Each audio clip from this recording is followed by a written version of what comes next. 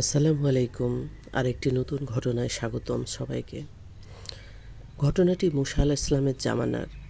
মুসা নবী একদিন আল্লাহর সঙ্গে কথা বলার জন্য দূর পাহাড়ে যাচ্ছিলেন। পথিমধ্যে একজন অত্যন্ত অভাবগ্রস্ত লোককে তিনি দেখতে পান। লোকটি অর্ধউলঙ্গ ছিল এবং রাস্তার ময়লা দিয়ে তার নগ্ন শরীর ঢাকছিল। সে মুসা আলাইহিস সালামকে দেখে বলল, হে আল্লাহর নবী, আপনি আল্লাহর সঙ্গে কথা বলার সময় আমার জন্য দোয়া করুন, যেন আমার এই দুর্দশা কেটে যায়।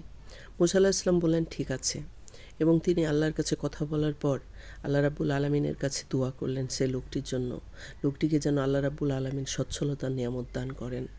এবং আল্লাহ পাক রাব্বুল আলামিন মুসা আলাইহিস সালামের দোয়া কবুল করলেন। কিছুদিন পর দেখা গেল লোকটি বেশ সচ্ছলভাবে জীবনযাপন করছে এবং সে দিন যত যেতে থাকলো আরও জাঁকজমকপূর্ণ হয়ে উঠল তার জিন্দেগি। এবং সে আস্তে আস্তে খারাপ পথে চলে গেল এবং মদ পান করা শুরু করলো।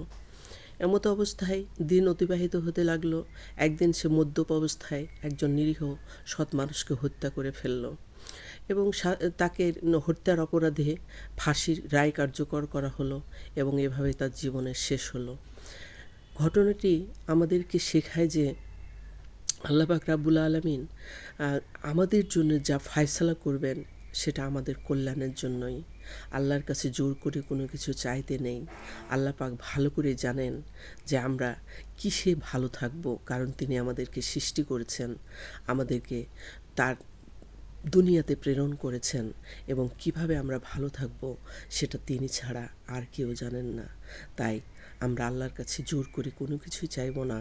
আমরা চাইব আল্লাহর দয়ায় আমাদের জন্য যেটা কল্যাণকর আল্লাহ রাব্বুল আলামিন আমাদেরকে যেন সেটাই দান করেন। আশা করি বুঝতে পেরেছেন। আসসালামু আলাইকুম রহমতুল্লাহি ওয়া বারাকাতুহু।